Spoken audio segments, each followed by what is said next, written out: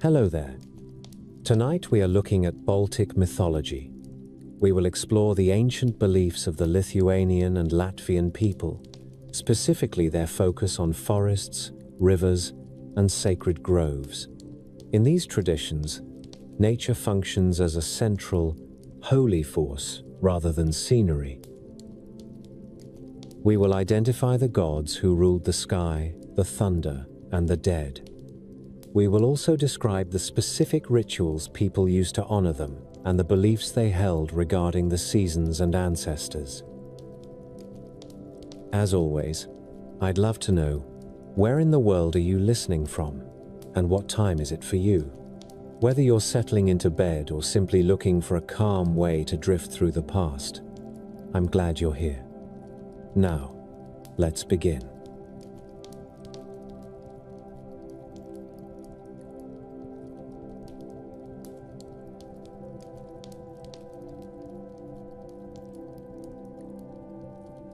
The first thing that existed was water. Cold, patient water, stretching in every direction, breathing mist into the empty air as if the world already had lungs and was practicing. Above it hung a darkness so thick it felt like wool pulled over the eyes.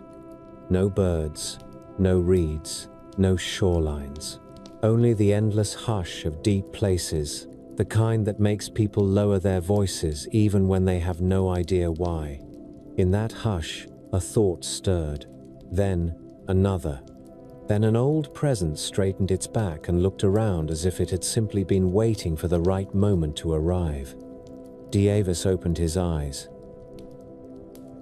Dievas did not announce himself with trumpets. He did not need to. His name carried weight the way a stone carries weight. Quietly, without argument. He stood above the waters, and the waters accepted him. He breathed out, and the air learned movement. He lifted a hand, and the darkness thinned enough to show its own texture. It had grain, it had depth, it had corners where secrets could gather later. He looked down into the water and saw his own face reflected there, older than anything, and already tired of staring at nothing. So he decided the world would have something to look at. He scooped a handful of light and flung it upward. It scattered, and where it landed, it stayed. Stars fixed themselves in place like nails, hammered into a roof. Some shone boldly, some hid shyly behind the mist. All of them held. A world needs more than lights on a ceiling. A world needs ground. Ground is a tricky thing when the only thing beneath your feet is water that has never heard the word beneath. Dievas considered his hands, and then he called for help. He did not call an angel or a choir. He called someone who understood mud and hunger and the pleasure of a good trick. Velnius surfaced like a thought you did not mean to have. He rose from the water with a grin and water streaming off him, with eyes that kept their own counsel. People later described him with horns and hooves and all the obvious decorations, because human beings, like their dangers, dressed clearly. In the beginning, he had fewer ornaments. He had cleverness. He had appetite. He had a curiosity sharp enough to cut. Dievas spoke first. Velnius listened with the kind of patience a fox uses when the henhouse door is left open. Dievas told him the world needed land. Velnius laughed once, low and pleased, and agreed as if this was all a game he already expected to win. So Dievas pointed down into the black water and told him to dive, to bring up what lay hidden beneath. Velnius inhaled and disappeared. The surface closed over him. The mist folded itself like a curtain. Time passed. It is hard to measure time in a place that has no mornings, so the story measures it with waiting. Dievas waited. The stars waited. The water waited. Then Velnius burst up again, sputtering and triumphant, spitting out clods of dark earth, as if he had stolen them from a miser. He held a mouthful too, cheeks swollen, eyes bright with secret satisfaction. Dievas took the earth that Velnius offered and scattered it over the water. Where it fell, it floated, it gathered. It clung to itself with the stubbornness of clay. Small islands formed first, like stepping stones for a god who disliked getting his feet wet. Dievas pressed them with his palm and they widened. He breathed on them and they dried at the edges. He placed them carefully, dotting the waters, setting the first coastline in place with a craftsman's calm. Then he noticed the hills. They rose where no hills had been planned. There were lumps and ridges and stony spines, sudden as knuckles under skin. Dievas narrowed his eyes and looked at Velnius. Velnius smiled with his mouth still full. Velnius had kept some of the earth for himself. It bulged behind his teeth. It tasted like ownership. He planned to hide it away, to spit it out later into his own private corners, to make places where sunlight would struggle and people would lose their way. Dievas's gaze held him. The kind of gaze that makes even the boldest trickster swallow hard. Velnius choked. He coughed. He spat. The stolen earth flew out in ugly chunks, and where it landed it made mountains. It made boulder fields. It made the crooked spines of hills that break a straight road into a wandering one.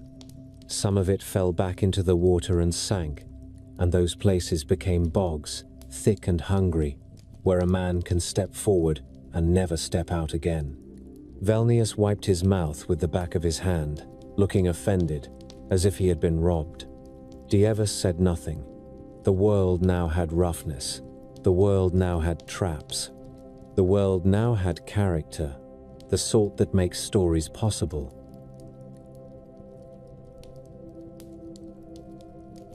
Land alone is only a promise.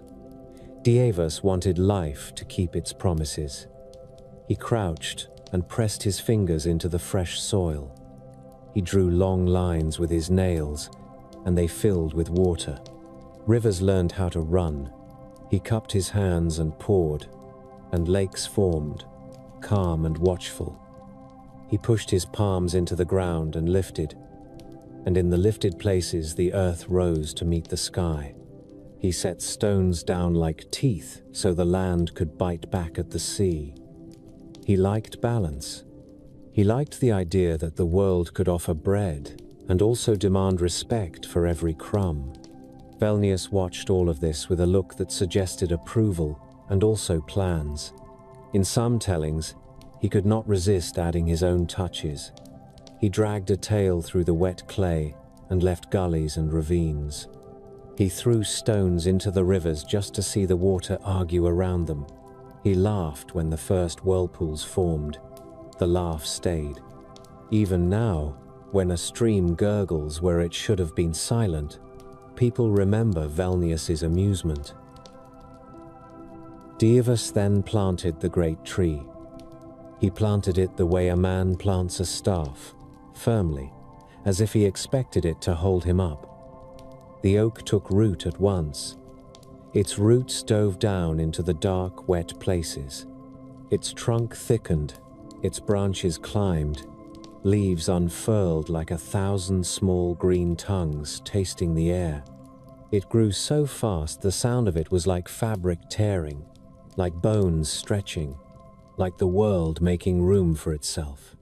It stood at the center of things, a spine for the new earth, a ladder for whatever would someday want to travel. Birds did not yet exist, yet the oak already felt like it had always belonged. Dievas laid a hand on its bark, and the bark warmed under his palm. He glanced at Velnius, perhaps thinking of how this tree would drive roots into the places Velnius loved most. Velnius shrugged as if to say that even trees had to learn to mind their own business. Light came next, because life needs an audience. Dievas lifted a bright ember of his own making and shaped it with careful hands until it became a disk of gold. He set it in the sky, and it flared, bold and immediate. Sal woke, and her waking was dawn.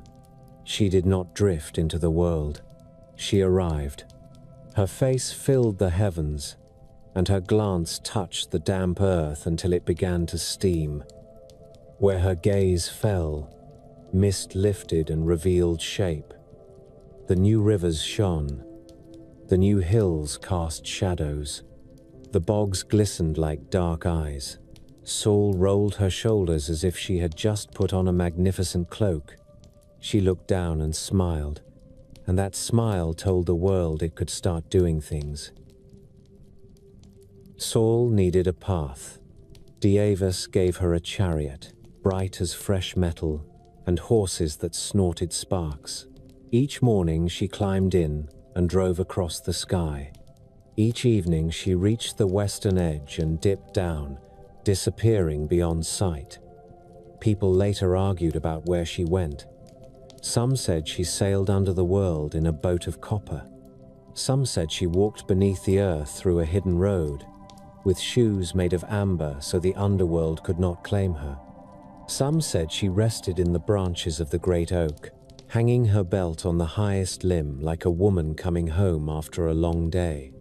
The stories differ because the sun looks different depending on whether you stand on a hill or in a marsh, whether you are warm or hungry, whether you are in love or grieving. Still, Sal returned. Every time. She carried her own faithfulness in her hands, and the world depended on it. Night required its own ruler, because darkness also has duties. Deivis shaped a silver disk and set it in the sky opposite the sun. Menelaus rose, cool and watchful, with a gaze that did not warm the skin yet still pulled at blood and water. He made the sea breathe higher on some nights and lower on others. He made wolves lift their heads and think complicated thoughts. He made lovers speak more softly. He made thieves more confident. Under Menelaus, things hidden in daytime learned boldness. Velnius liked that. Velnius tilted his head at the moon and grinned, as if he had found an ally. The moon did not grin back. The moon rarely shows teeth. It simply watches and moves. Deivis filled the sky with smaller lights to keep Menelaus company, and to keep the night from swallowing everything too easily. The morning star flashed like a blade. The evening star glimmered like a promise. Constellations took shape slowly, as if the stars enjoyed taking their time choosing what they wanted to resemble. Hunters looked up and saw tools. Mothers saw cradles. Old men saw roads. Children saw monsters. The stars accepted every interpretation, which is another way of saying the stars did not care. They were placed there to endure. Then Deivis turned his attention back to the earth. Light and land meant little without breath. He walked across the fresh ground, and wherever his foot touched, grass pushed up like green hair through skin.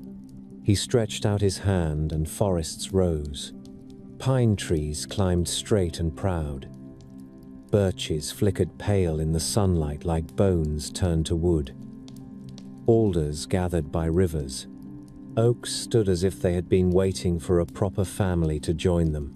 In the wet places, reeds hissed secrets. In the dry places, wildflowers shook their heads in the wind as if they had heard something ridiculous. The earth filled with scent, resin, damp soil, flowers sharp as honey. The world began to smell alive, and that was a powerful change. Even Velnius paused to inhale, as if he wanted to taste the world before humans arrived to ruin it with smoke and sour beer. Animals came as the forests thickened. The first bear lumbered out of a shadow and shook itself, sending leaves flying. A wolf followed, lean and focused, already thinking in packs. Deer stepped lightly through the undergrowth, ears twitching. Birds at last took to the sky and claimed the branches of the great oak for themselves, squabbling and singing as if they had always owned it. The stork arrived with long legs and an expression of patient superiority, the sort of creature that looks like it has opinions about family life. The swan glided on lakes with a quiet dignity that made people later decide it belonged in stories about lovers. Fish filled rivers. Eels wriggled in muddy pools like living ropes. Every creature carried its own small myth in its body. People later learned to read them. Even so, the world still felt empty in the way a house feels empty before anyone has laughed in it. Dievas understood this. He understood that stones and trees and animals make a fine landscape, and landscapes still need witnesses. He gathered clay from the riverbank, the good sticky clay that holds the shape of a thumbprint. He rolled it between his palms and shaped it into a figure. Arms, legs, a spine, a head tilted upward as if it already wanted to look at the sky. He breathed into it. The clay took in the breath and became warm. The figure blinked and saw Saul shining down. The first person stood up, shaky and astonished, and immediately felt hunger because life arrives with demands. Dievas made more. He made them in pairs and in clusters because loneliness drives people to strange acts. He made them with different faces and voices because variety makes gossip possible. He set them near water because thirst is a cruel teacher. He watched them learn fire by imitating lightning and by stealing sparks from the branches after storms. He watched them burn their fingers and swear and laugh. He watched them learn to build shelters with branches, then with logs, then with the confidence of creatures who believe they will live long enough to need a roof that lasts. He listened to their first songs. The songs sounded like wind and worry and joy. Their language grew around them like moss on stone, soft at first, then thicker, then hard to scrape away. Velnius watched them too, and his gaze lingered longer than Dievas's did. Dievas could afford to look away. Velnius could not. Humans were entertaining. Humans were breakable. Humans wanted things with an intensity that made them easy to steer. Velnius crouched at the edge of the firelight and listened to their stories before they even knew they were telling stories. He learned their fears. He learned their weaknesses. He learned their hunger for luck, their hunger for answers, their hunger for shortcuts. He smiled at the way they jumped when an owl hooted. He smiled at the way they argued over whether the shadows moved on their own. He made a quiet promise to himself. He would always have a place in their world. He would always have a corner of their minds. Dievas remained above, distant and steady, like the sky itself. People would call him father, and fathers often receive the kind of respect that comes with absence. They would pray to him when they wanted order. They would thank him after the harvest when bread filled the house. They would curse him in winter when the cold sharpened its teeth. Dievas would hear all of it the way the sky hears, shouting, calmly, without flinching. He had done his part. He had set the world in motion. He had placed Saul on her road. He had given Menelaus his slow power. He had planted the oak that joined every height to every depth. He had allowed roughness to exist, because a smooth world gives nothing to the hands. He had let Velnius spit out mountains, because hills make good hiding places and good lookout points, and both matter. The first dusk settled. Saul reached the edge of her path and lowered herself into the west, leaving behind a red smear like fresh blood on the horizon. The air cooled. Shadows lengthened. Menelaus lifted his pale face. Wolves began to sing their thin, wild songs. Humans huddled near their fires. inventing courage one breath at a time. Somewhere in the marsh, a frog croaked, and its small sound seemed to fill the whole world, because the world was still young and every noise mattered. Velnius moved through the reeds without a splash, enjoying the new darkness. Dievas watched from above, silent as the stars he had set in place. The world had begun. It would keep beginning every morning, as long as Saul drove her chariot, and as long as people opened their eyes and felt the familiar shiver of being alive.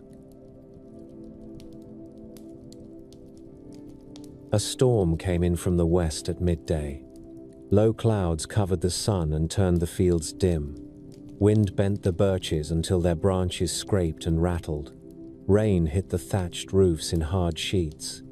Smoke from cooking fires drifted sideways and thinned.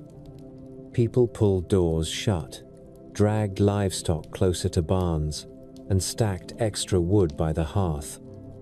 A dog ran under a cart and stayed there. Then lightning flashed above the tree line, bright enough to show every wet leaf for an instant. Thunder followed and rolled across the hills in a long, heavy sound that kept going after the light vanished. Perkunas arrived with that thunder. People described him as a broad man with a red beard and a weapon in his hand, a hammer in some songs, an axe in others. They said he rode above the forests in a wheeled cart that shook the air with every turn. When he passed, lightning appeared in sharp, crooked lines and struck the ground. Trees split, stones cracked. Fires started in dry grass after the rain eased. In the middle of the downpour, a bolt hit an oak at the edge of a clearing and tore a strip of bark down the trunk. Splinters flew outward. The smell of fresh wood and smoke mixed with wet earth. A farmer crossed himself with trembling fingers and spoke the thunder god's name under his breath, because he wanted the storm to pass without taking his house. Perkunas moved in straight lines. He searched for Velnias during storms, and people linked each bolt to that hunt. A flash in the far marsh meant Perkunas had seen movement among the reeds. A strike on the hill meant Velnius had climbed too high. When thunder sounded close enough to shake the roof beams, mothers pulled children against their chests and told them to stay quiet. Their words stayed simple. They said Perkunas worked. They said the thunder meant danger and order at the same time. They said the devil hid in hollow trees and under stones, and the thunder god broke those hiding places open. In the morning after the storm, people walked to the edge of the field and looked at the scorched patch where lightning had struck. They found a split stump or a burnt stone. They touched the blackened surface and pulled their hands away fast. They spoke softly. They left a small piece of bread there, or a few grains, because they wanted Perkunas to keep passing over their land and to keep looking elsewhere when his temper rose. Divas remained above all this, distant and steady in the songs.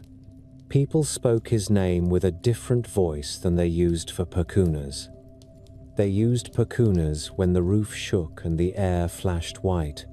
They used Dievas when they stood in a field at sunrise and checked the soil with a thumb. They used Dievas when they counted their children and their livestock. They used Dievas when they wanted the world to stay in its proper shape.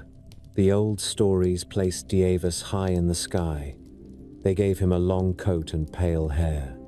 They placed him on a road of light that crossed the night sky, a road people pointed at on clear evenings when the stars appeared thick and bright. They said he walked that road slowly, with a staff in his hand. They said he watched. They said he spoke rarely. They said his sons carried out his work with more noise. Perkunas served as the loudest of those sons, the one who made himself known with heat and light and the smell of struck stone. A storm ended near evening. Rain thinned into a cold drizzle and then stopped. Clouds broke apart in patches. Saul showed again, low and bright, and her light fell on puddles and turned them to sheets of gold. Water ran from roof edges. The air smelled of crushed leaves and wet hay. People stepped outside and looked up, checking the sky as if the storm might change its mind. A child ran barefoot through the mud and laughed. A man pushed a cartwheel that had sunk into the ground and swore when it refused to move. A woman carried a bucket to the well and watched the water ripple as her rope pulled it up. Life went on because life always went on. Still, the storm left marks. A branch lay snapped on the path. A fence leaned.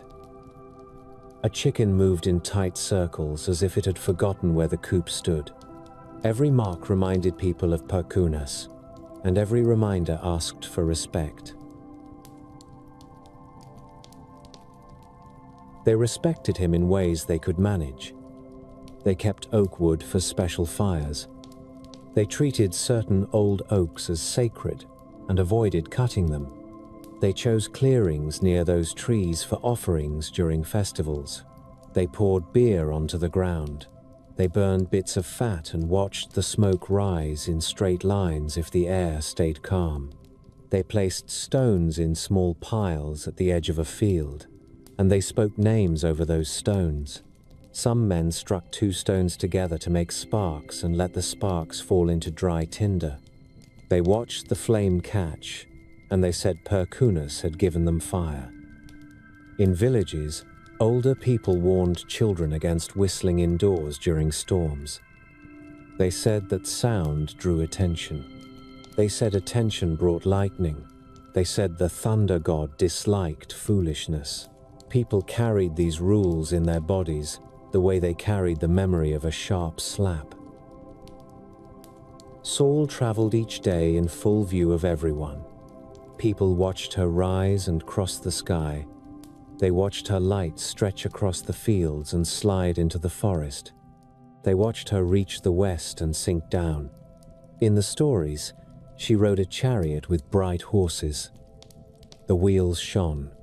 The horses ran without slowing. She held reins in her hands and kept her posture straight. At dawn, she appeared on the eastern edge of the world, and her light pushed shadows back under trees and into hollows. Frost on grass melted. Birds began calling. Smoke rose straight from chimneys again when the wind eased. At midday, her light stood high and hard, and people worked faster to finish tasks before evening. At sunset, her chariot lowered and touched the water in the west. The water reflected her light in long streaks. Then she disappeared from sight.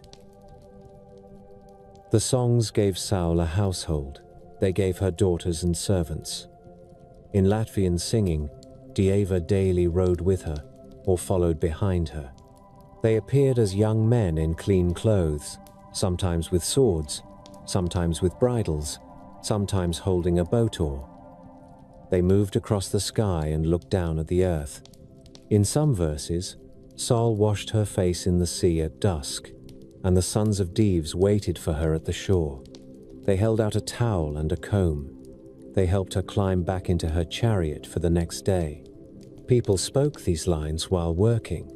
Women sang them while weaving and while washing clothes in cold river water. Men sang them while cutting hay and while mending nets. The words stayed close to daily work because daily work matched the sun's schedule. Menelaus rose after Saul left.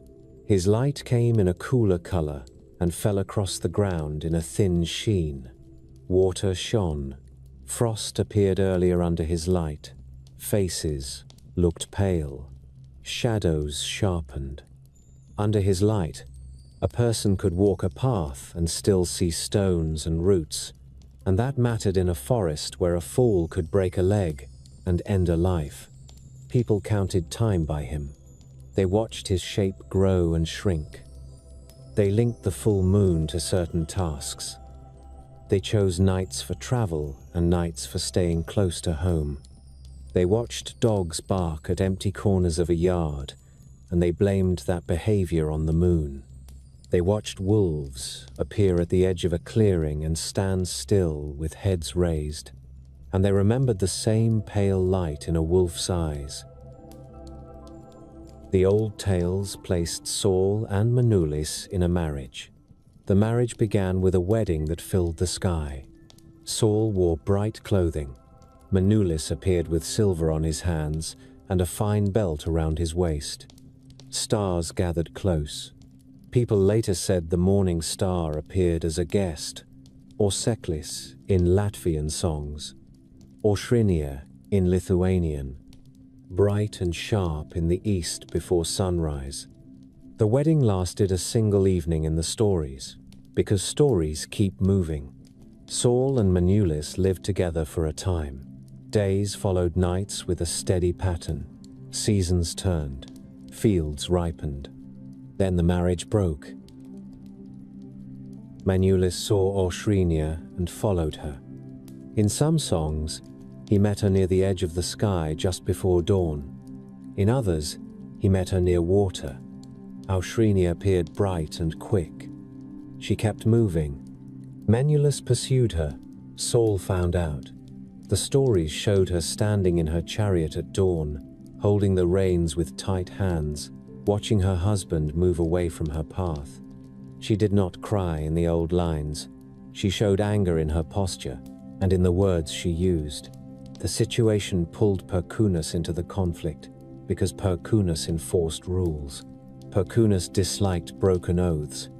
He disliked disorder between sky powers because disorder in the sky spilled down into the fields. One night, a storm formed without rain. Lightning flashed across the dark sky in long lines. Thunder sounded and repeated. Manulis hung above the trees, bright and round, and his light fell on the tops of pines. Perkunas drove his cart overhead. He raised his weapon. In the stories, he struck the moon. After that strike, people looked up and saw the moon's shape change. A dark cut appeared along one side. The full disk did not return immediately. Nights passed. The moon grew again, and then Perkunas struck again. People used this pattern to explain the moon's phases.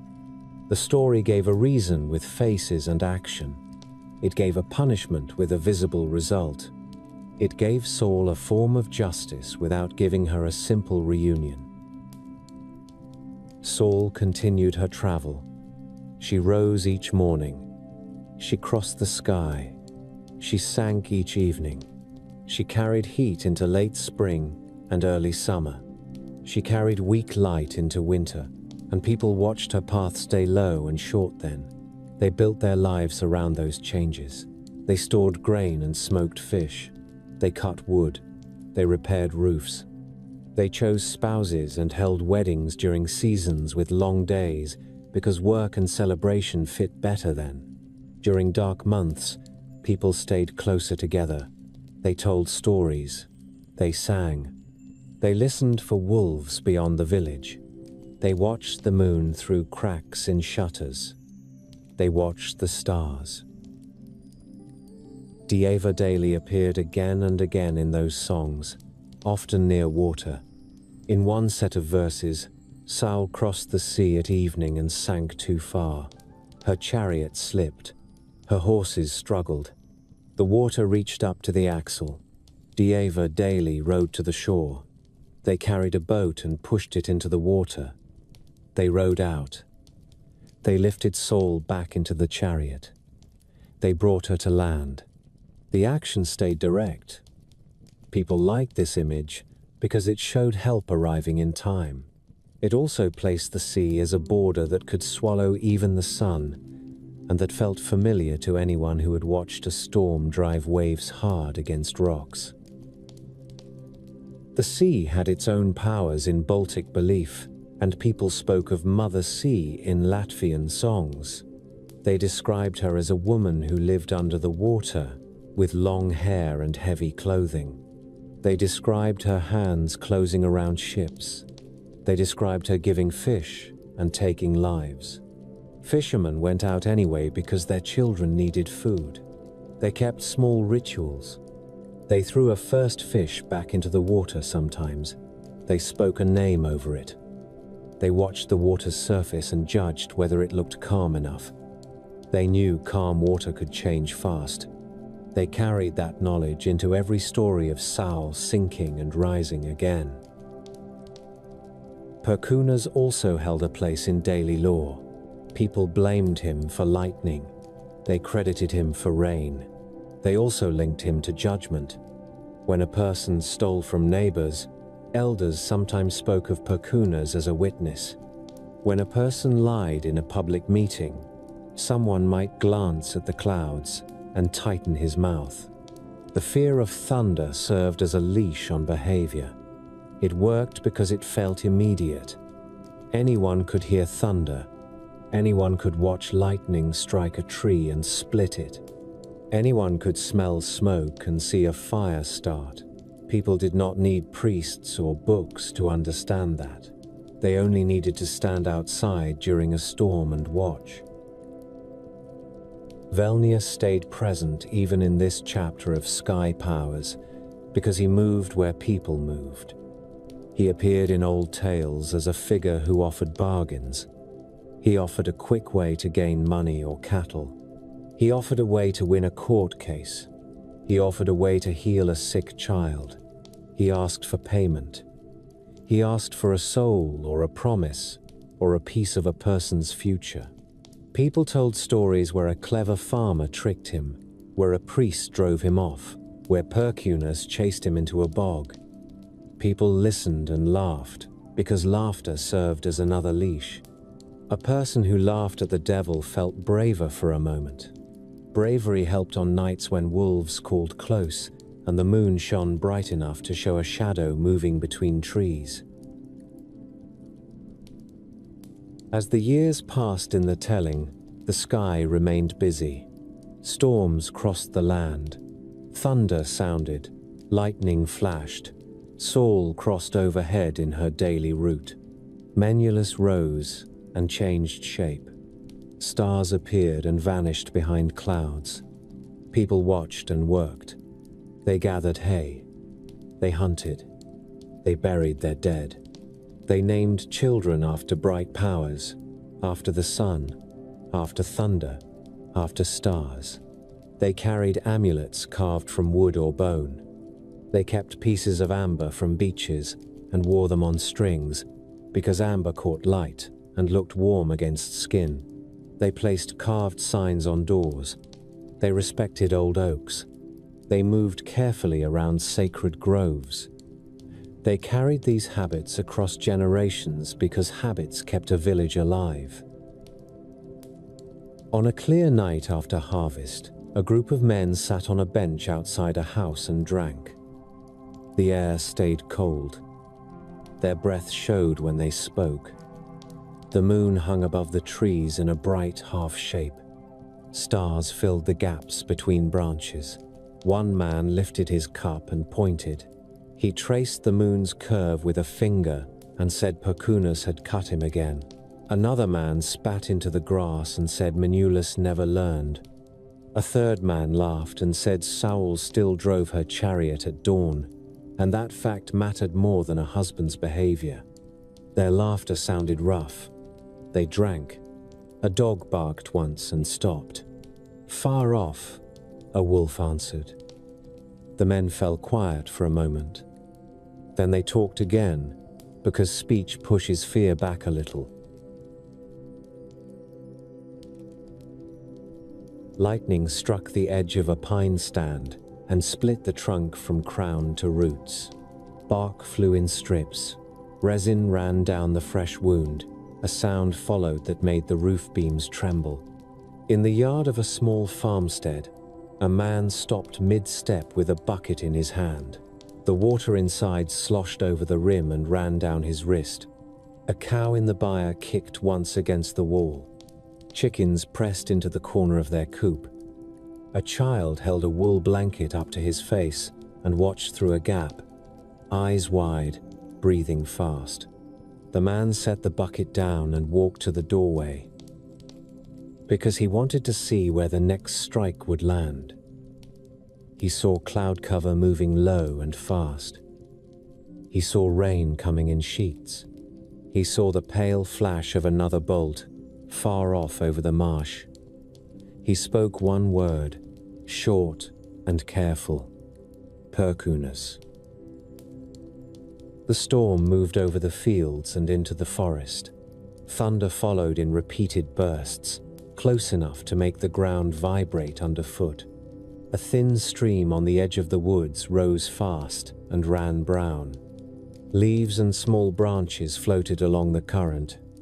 A deer broke from cover and ran across a clearing, head low, legs slipping in mud.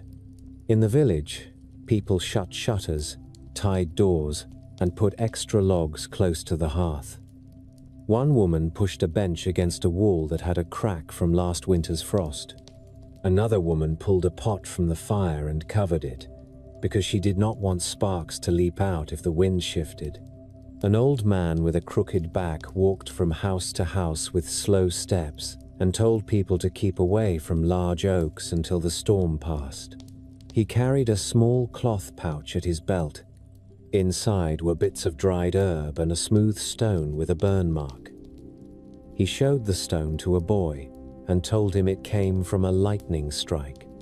The boy reached out, then pulled his hand back when the old man raised his eyebrows. The old man did not smile. The boy stayed quiet. In a wet hollow beyond the village, Velnius stood beside a pool with reeds around it. Rain ran off his shoulders and down his arms. His hair clung to his head. He crouched and held out a hand, palm up, and watched water collect in the lines of his skin. A black cow stood near him, head lowered, rope trailing in the mud behind her. The cow's flank rose and fell with fast breaths. Velnius reached for the rope and wrapped it around his fist. He looked toward the village lights that glowed faintly through rain. He moved his mouth as if tasting the air, then pulled the cow forward. His feet sank into mud and came out with a sucking sound. The cow resisted for a moment, then stumbled, and Velnius tugged again. He did not hurry. He had time. He had patience. He had taken cattle before. He had taken horses too. People found the tracks in the morning, and they found the torn rope ends, and they blamed wolves if they wanted to sleep again. They blamed Velnius if they wanted to stay awake. A bolt struck closer.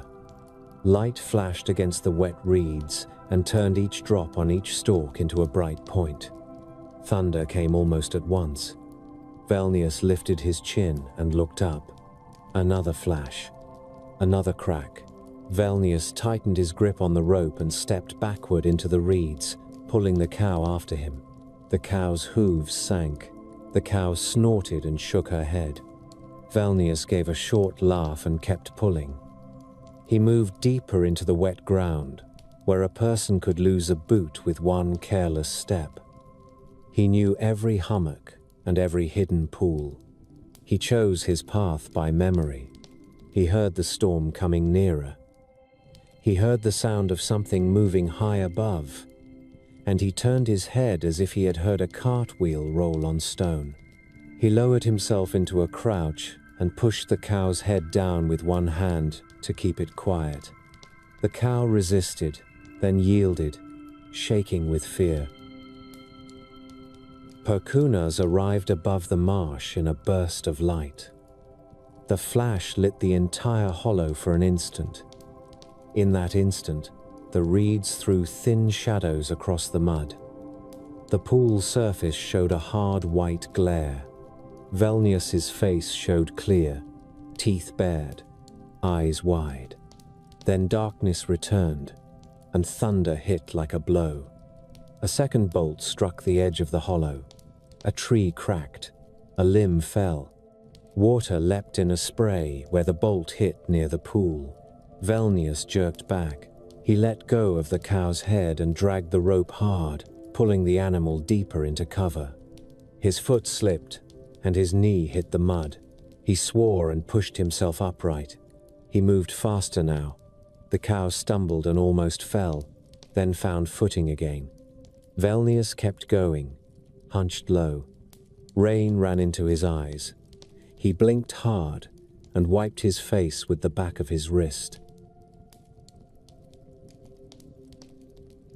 A flash lit the reeds again.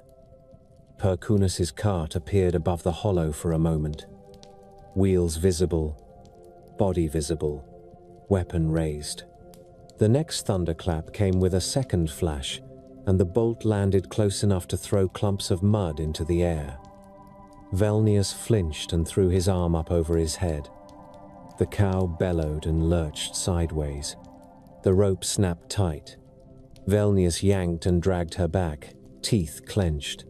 He looked for cover. He saw an old oak at the edge of the marsh, trunk wide, roots raised like knuckles from the ground. He chose it without thinking. He pulled the cow toward the oak and pressed her against the trunk, using the tree as a shield. The cow trembled. Velnius pressed his shoulder to the bark and listened for the next strike. Lightning hit the oak.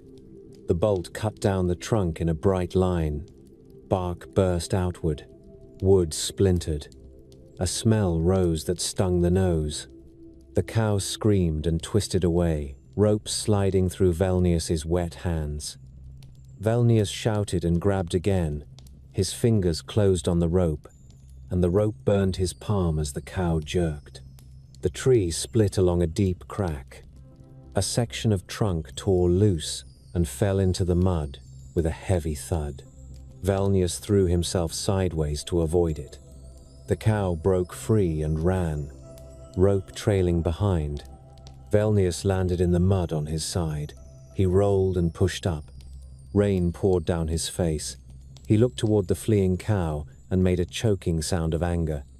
Then another flash hit close, and he stopped chasing. He turned and ran in the opposite direction, deeper into the reeds and toward a line of low hills. The chase carried on for hours. Rain eased, then returned. The cloud cover shifted and left brief gaps where the moon showed as a pale curve. Lightning flashes lit the woods again and again. Perkunas struck trees, rocks, and patches of open ground. Each strike left a scorched mark and a smell that lingered after the light vanished. Velnius ran through narrow deer paths, slipped under low branches, and pushed through thickets that tore at his clothes and skin. He left scratches on his arms.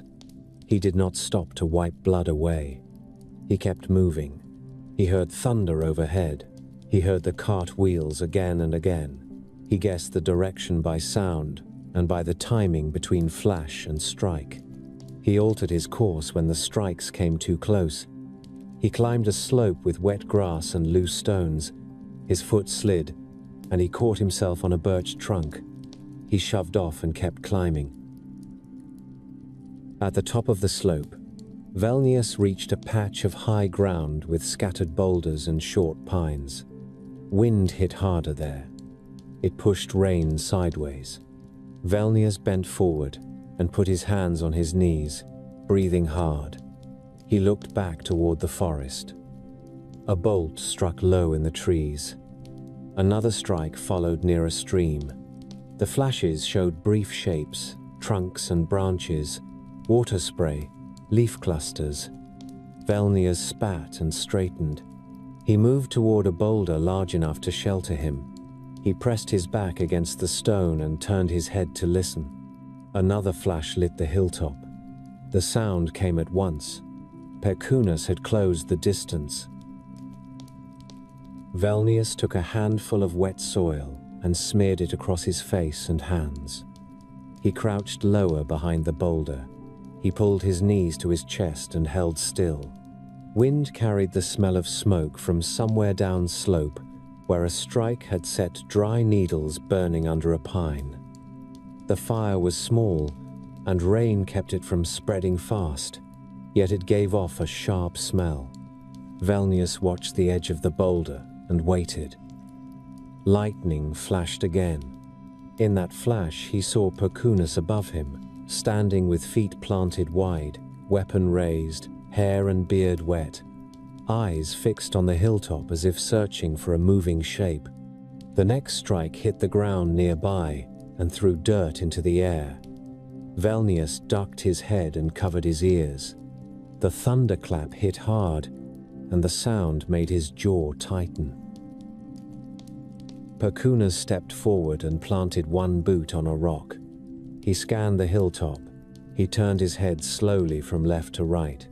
He took 2 steps and stopped. He raised his weapon again. Velnius stayed still behind the boulder and kept his breathing shallow. Rain ran down his nose and dripped from his chin into the mud. He held his mouth closed. A pine branch snapped in the wind. Perkunas turned toward the sound and moved that direction.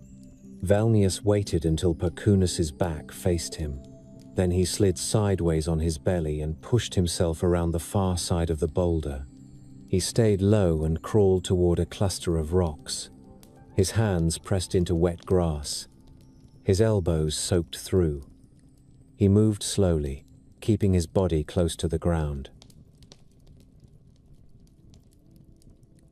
Lightning flashed. Perkunas turned back toward the boulder. In that brief light, Perkunas saw a dark shape moving low on the hilltop. He raised his weapon and swung his arm. A bolt came down in a jagged line and struck one of the rocks beside Velnius. The rock cracked and split. Sharp fragments flew. One fragment cut Velnius across the cheek.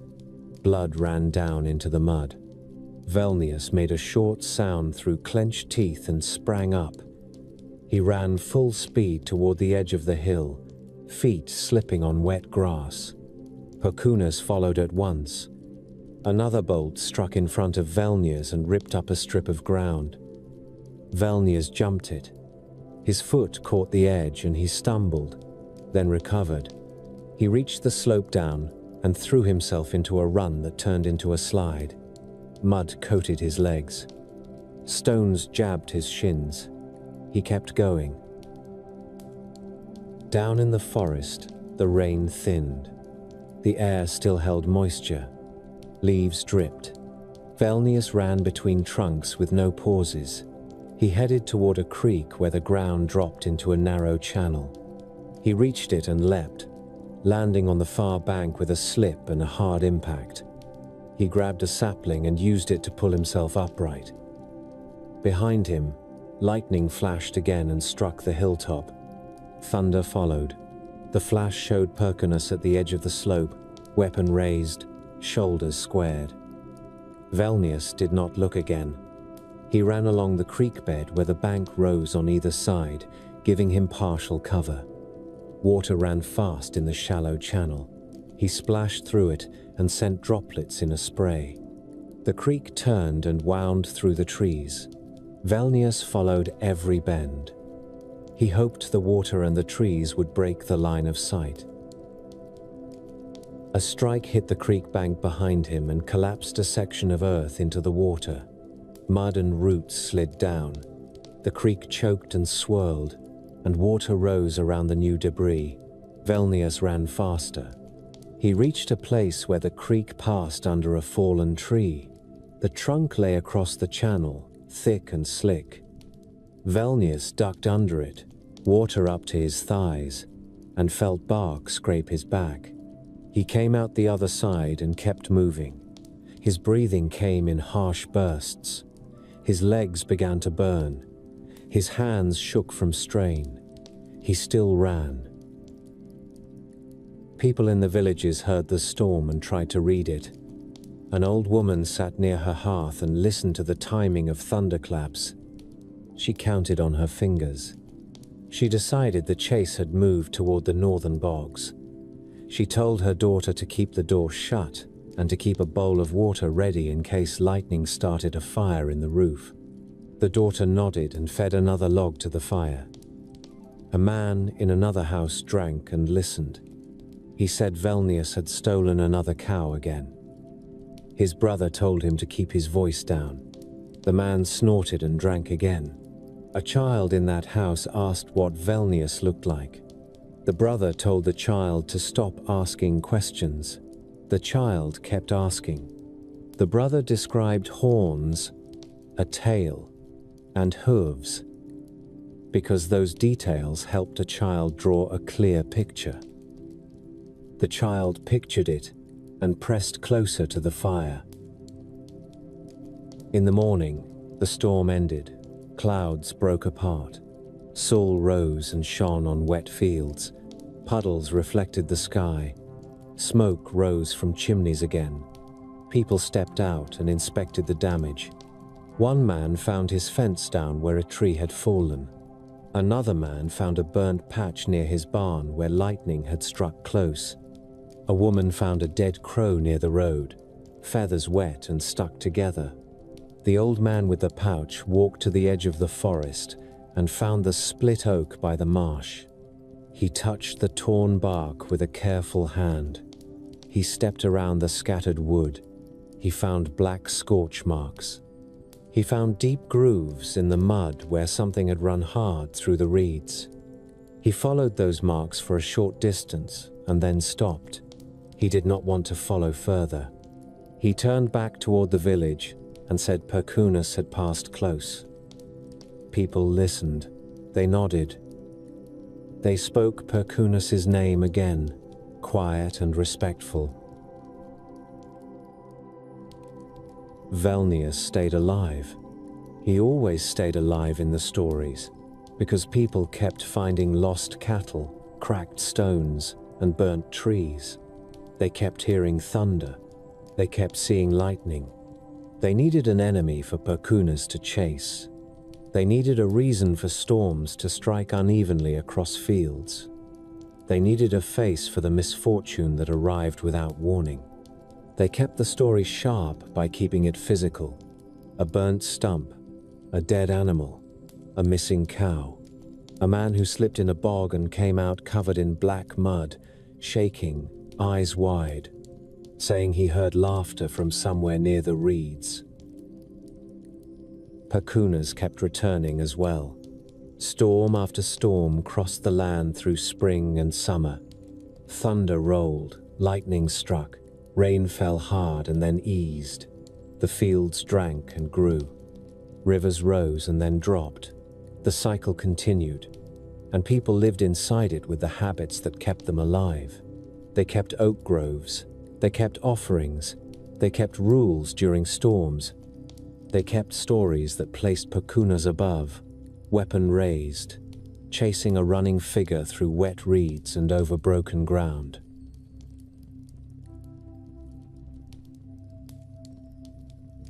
A fire burned on a low hill beyond the last fence of the village. Men carried armloads of oak and stacked the logs into a square frame. Women brought birch bark and dry twigs in baskets. The wood sat wet from recent rain, so they split thicker pieces and laid the pale interiors facing upward. A boy knelt and arranged shavings into a tight nest. Smoke from nearby chimneys drifted across the field and mixed with the smell of damp grass. People spoke in short phrases. They pointed, they lifted, they set things down. A dog circled the pile, sniffed, and backed away. On the ground beside the wood lay a body wrapped in linen. The cloth held tight around shoulders and feet. A rope kept it from loosening. The dead man's face stayed covered, because the family wanted the last sight to stay inside the house, not out here on a windswept hill. The oldest woman in the group stepped forward with a wooden bowl. She poured beer onto the ground in front of the pyre. The liquid darkened the soil and soaked in. She held the empty bowl in both hands for a moment. Her fingers trembled from cold and age. Then she set the bowl down and picked up a small loaf of bread. She broke it into 3 pieces and placed them on the earth. She placed a pinch of salt beside the bread. She placed a small slice of fat on top. The offerings looked ordinary. They came from a kitchen shelf. They came from a butchered pig. They came from work. That mattered. People trusted things they could touch and eat. People carried the same trust into their gods. A man with soot on his hands stepped up and struck flint against steel. Sparks fell into the shavings. He leaned close and blew. A thread of flame caught and ran along the bark. He added twigs. The fire grew with quick snaps and little pops. Smoke rolled low at first, then rose straight when the wind eased. Heat spread across the front of his face. He stood and stepped back. The others watched. A woman tightened her shawl around her shoulders. A child reached for her hand. She held his fingers hard enough to make his knuckles pale. They lifted the body and laid it on the wood. 4 men took a corner each. They moved slowly. The linen dragged across bark and caught on a knot. One man freed it with a tug. They set the wrapped figure down in the center, with the head turned toward the east. A younger woman placed a small clay cup near the chest. Another placed a knife. A third placed a comb made of bone. Someone slid a coin under the cloth near the hand. The coin made a small clink against the cup. The sound carried. People heard it and went quiet again. The oldest woman crouched and touched the ground beside the pyre with her fingertips. She pressed her fingers into the wet soil and lifted them, leaving 3 small grooves. She spoke a name in a low voice. Shemina. She spoke it as if she addressed a person standing close enough to hear. She kept her eyes on the ground while she spoke. Then she stood, wiped her fingers on her skirt, and stepped back into the group. The fire took the lower logs first. Flame ran along bark and climbed into gaps. Smoke thickened. The linen began to darken. The smell changed. The wind shifted and carried it toward the village. A man turned his head away and swallowed. Another man spat into the grass and stared at the ground with fixed eyes. A woman took a strip of cloth from her pocket and held it to her nose. Nobody stopped the fire. Nobody asked for a different ending.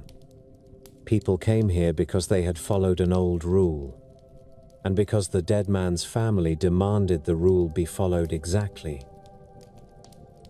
The story of Sovijas shaped that rule. People told it in houses at night, close to the hearth, after children fell asleep and after the last chores ended. They told it as a plain sequence of events, with practical details, because practical details kept a person listening.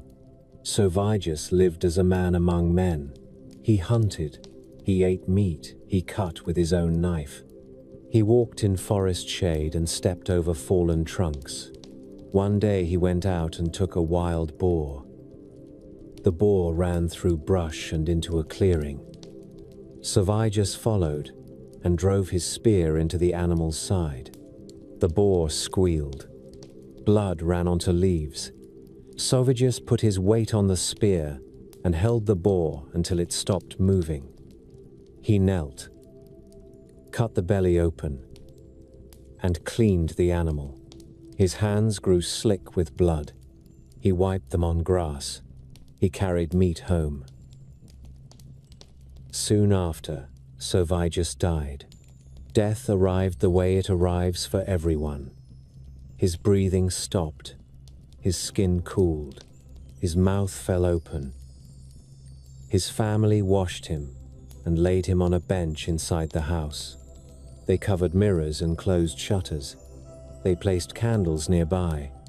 They called neighbors to help, because one house rarely handled a death alone. His sons stood near the bench. They stared at their father's face. They blinked and kept blinking. Their eyes looked red.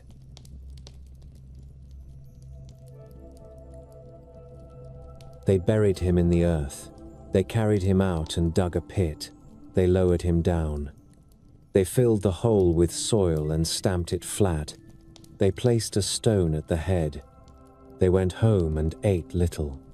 They lay down and slept in broken pieces. Sovigus returned in the night.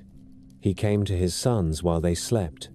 He stood at the foot of the bench with dirt on his clothes and soil in the creases of his hands. He looked at them and spoke.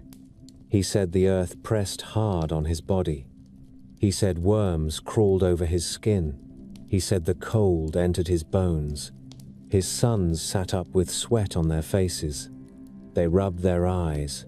They saw him and froze. Sovigus held his hands out. Soil fell from his fingers onto the floor. He spoke again and told them to change the burial. They listened. They rose at dawn. They dug him up. They carried the body out again. This time they placed him in a hollow tree, in a place where the trunk had split and formed a natural cavity. They covered the opening with bark and moss. They went home again and waited. Sovigus returned again. He stood in the same place. Bark clung to his shoulders. Small insects moved in his hair. He said the wood held dampness. He said the cold stayed. He said the insects bit him. His sons stared at him with wide eyes and empty mouths. Sovigus spoke with a flat voice. He told them to try fire. They built a pyre like the one on the hill. They gathered oak. They stacked it. They placed their father on the wood. They lit it. Flame took the logs. Heat rose. Smoke rolled into the sky.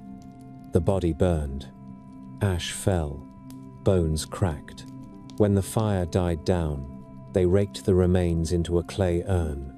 They placed the urn in the ground or on a shelf, depending on local custom. Then they went home.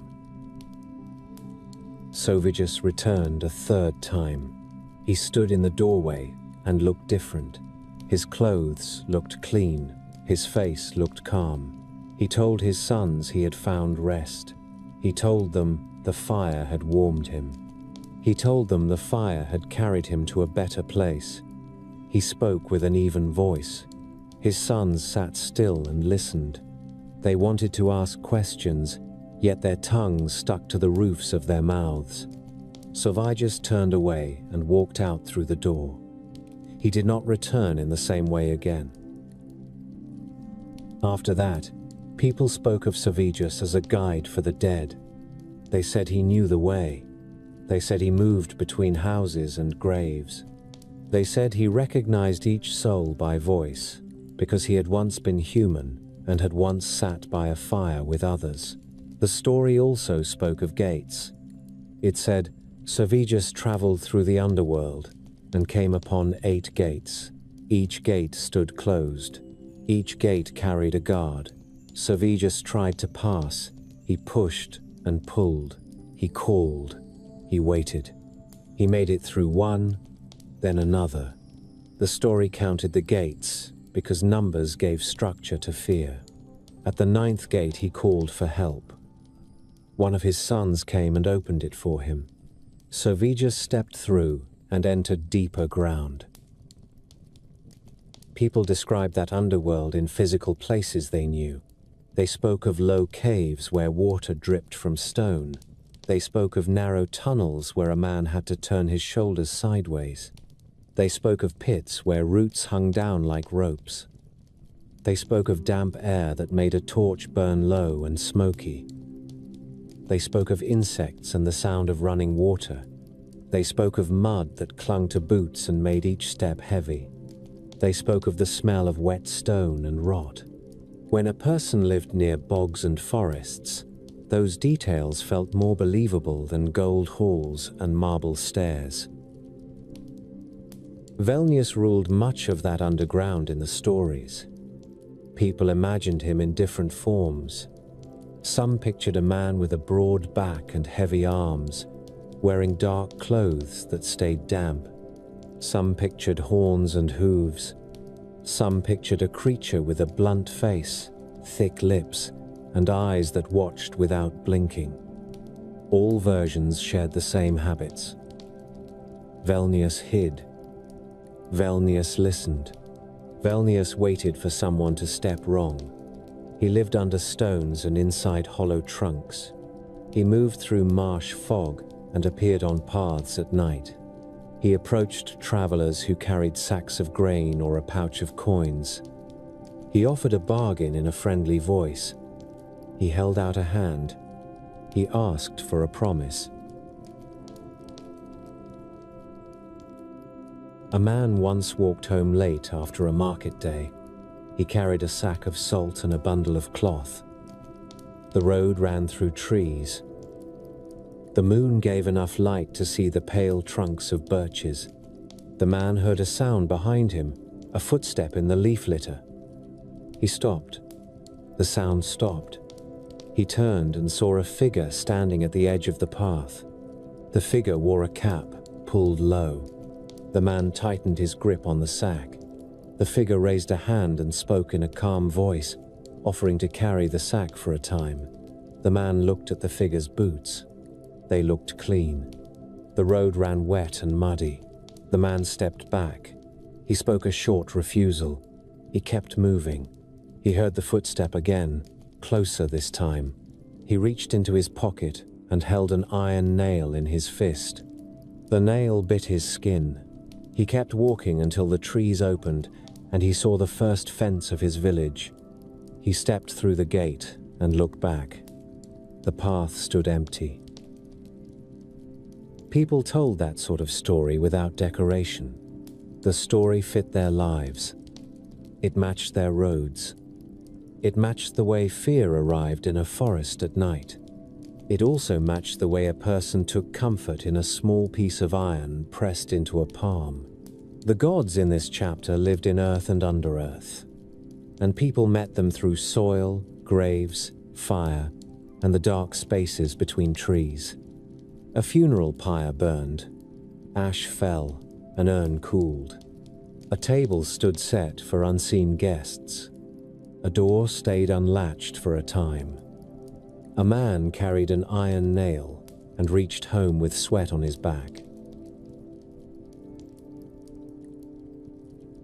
A woman screamed once, loud enough to wake the dog. Then she screamed again, shorter this time, with her hands gripping the edge of a bench. The room smelled of sweat, boiled water, and wet wool drying near the hearth. A midwife knelt between the woman's knees and kept her sleeves rolled up. Her hands moved with steady practice. She wiped the woman's brow with a cloth and spoke short instructions. An older sister stood near the door with a bucket and a towel. She watched the midwife's hands and tried to keep her own hands from shaking. Outside, snow lay in a hard crust. The wind pushed against the log walls. The roof creaked once. Inside, the fire burned low, and a pot of water sat close to the coals with steam rising in a thin line. The child arrived in a sudden rush. The midwife lifted the newborn up and held it for a breath, checking the color of the skin, the shape of the mouth, the movement of fingers. The baby's chest rose, then fell, then rose again. A cry came out, sharp and wet. The mother made a short sound that was half laugh and half sob. The midwife cut the cord with a small knife, wiped the baby's face, and wrapped it in linen. She set the child on the mother's chest. The mother's hands closed around the bundle with clumsy urgency.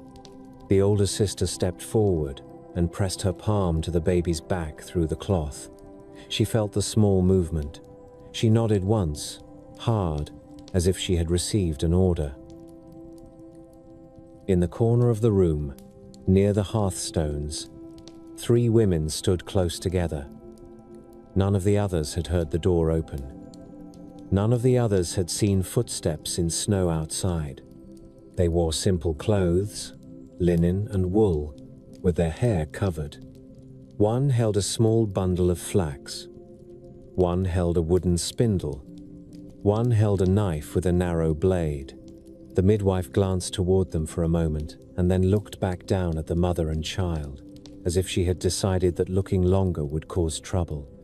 The 3 women came closer without hurry. They stood at the foot of the bench. The one with the flax pulled a few fibers loose and rolled them between her fingers. The one with the spindle twisted the flax and wound it, slow and tight. The one with the knife leaned in toward the child and lifted the edge of the linen wrap. She looked at the baby's face. Her eyes stayed calm. She touched the baby's forehead with the tip of her finger. The baby's cry softened into a small grunt. The mother watched the women with wide eyes. She did not speak. The three women spoke in low voices, too low for the older sister to catch the words. The midwife kept her head down and cleaned her hands in the bucket, as if her work required total attention.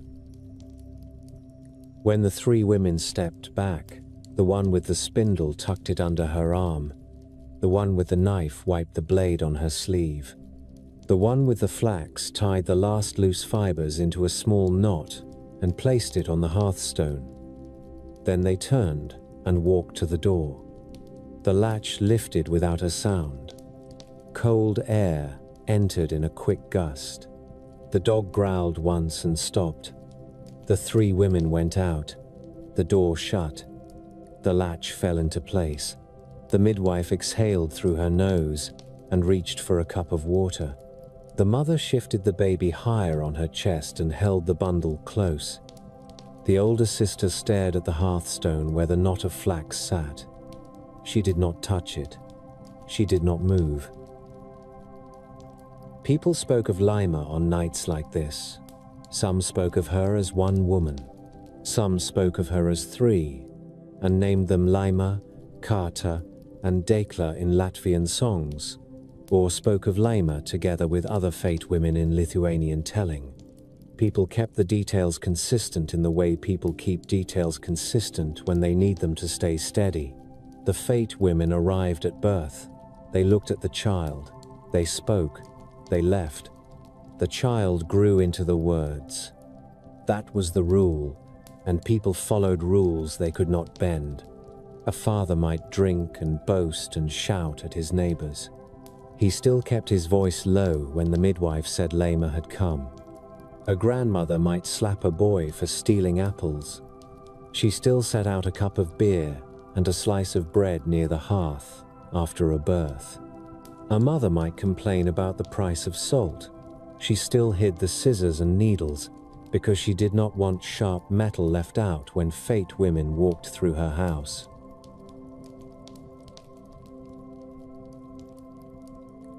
The hearth stayed central in every house because it fed the body and warmed the hands. A fire burned there every day of the year. In the morning, a woman stirred the coals with a stick and added dry wood. In the evening, she spread the embers out and covered them with ash so they would stay alive until dawn. She kept the fire from dying because relighting it took time and risk. Sparks jumped. Smoke filled the room. Children coughed. A careless hand got burned. A fire that stayed alive made life easier. People treated that fire like a member of the household. They fed it. They cleaned around it. They guarded it from water and from careless feet. In Lithuanian houses, people spoke of Gabija as the keeper of that fire. They described her as a woman the size of a child, with soot on her face and red cloth around her shoulders. Some said she appeared as a cat that slept near the heat. Some said she appeared as a small figure that sat by the coals and watched. In many houses, people spoke to her as if she stood close enough to hear. They said good evening when they banked the embers. They asked for protection when they heard wolves in the distance. They set a small piece of bread on the edge of the hearthstone. They poured a few drops of beer on the ash. They kept their movements careful, because a careless kick that scattered coals could start a house fire, and because they believed Gabija disliked disrespect. One winter evening, a girl carried a pot of stew from the fire to the table. She stepped too close and her skirt brushed the edge of a coal. The cloth caught and began to smoke. The girl yelped and slapped at it with her palm. The flame went out. A burnt spot remained, round and black. The girl's mother grabbed her wrist, checked the skin for burns, then pushed the girl toward the bench. The mother pulled the pot back to the hearth and set it down. She looked at the burnt spot on the skirt and then looked at the hearth. She took a pinch of flour and sprinkled it into the ash. She took a piece of bread and set it down with 2 fingers, gentle. She spoke Gabija's name once. Her voice stayed flat, as if she had rehearsed it. The girl watched her mother and kept her mouth shut. The stew cooled a little on the table. Nobody complained. Hunger always returned. A burned house did not return. The spirits of the house did not stop at the hearth. In some homes, a small creature lived in the corner behind the grain bin, where dust gathered. People called it by different names and described it in different shapes. Some said it looked like a thin man with a beard. Some said it looked like a bird with bright eyes that blinked too slowly. Some said it looked like a shadow that moved against the wall even when nobody walked past. This creature brought trouble when it felt ignored.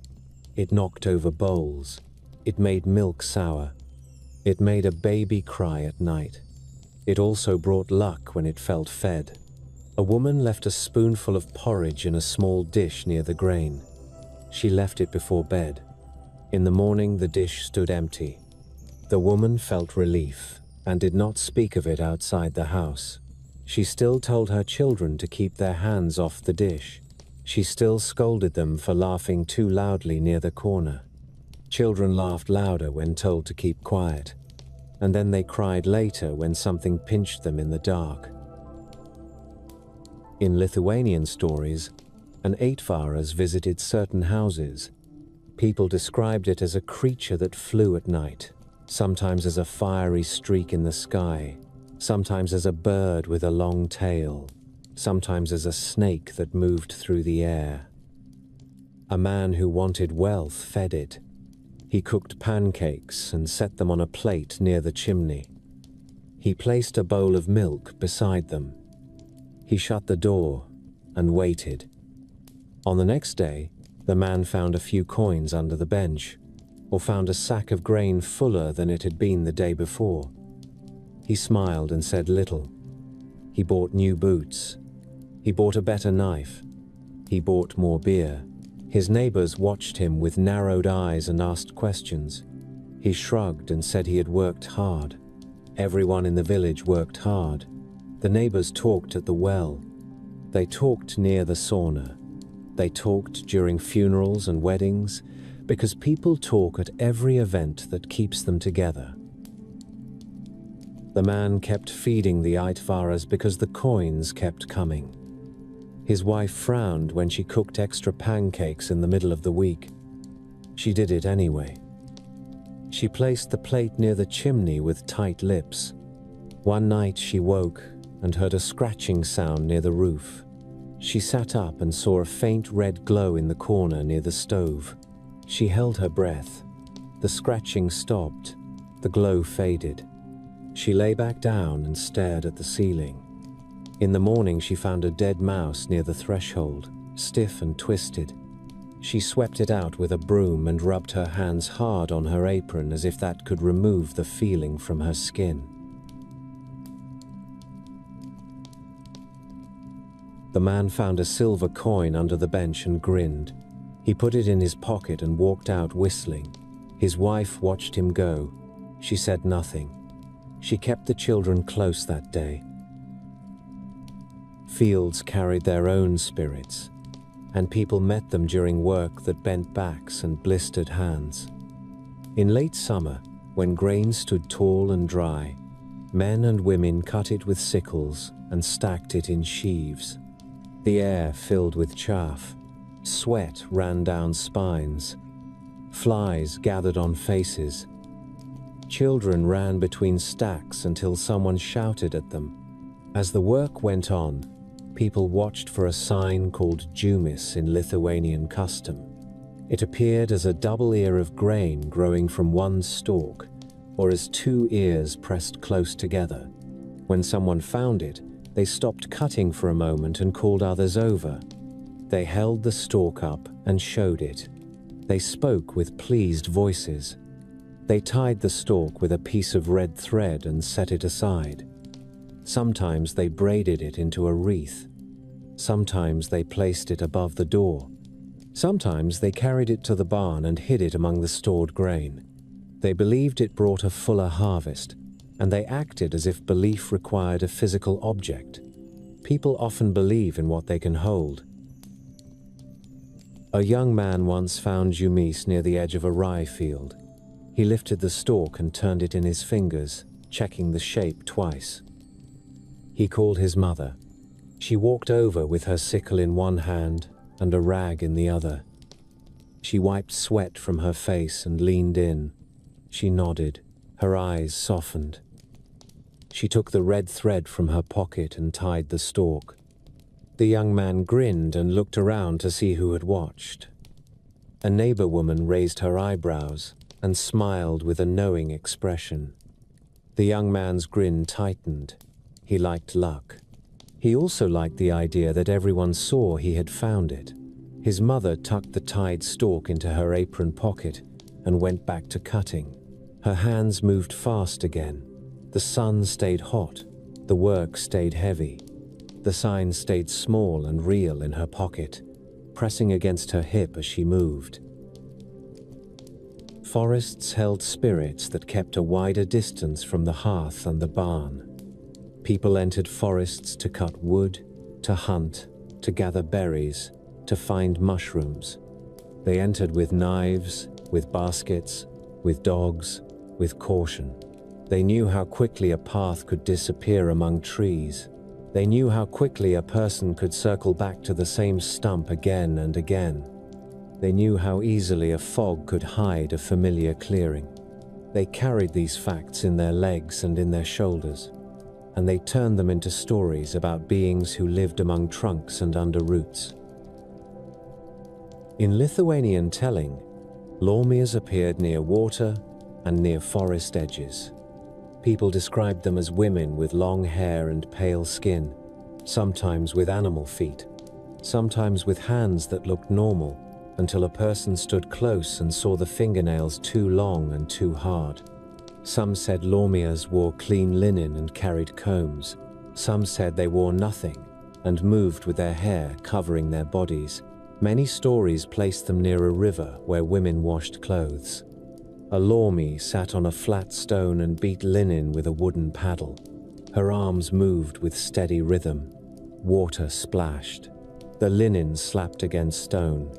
She did this work as if she lived inside it. A woman passing by saw the figure, froze, then stepped backward into the reeds. The woman held her basket tight against her stomach. She watched for a long moment, then turned and walked away without making a sound. When she reached the path, she ran.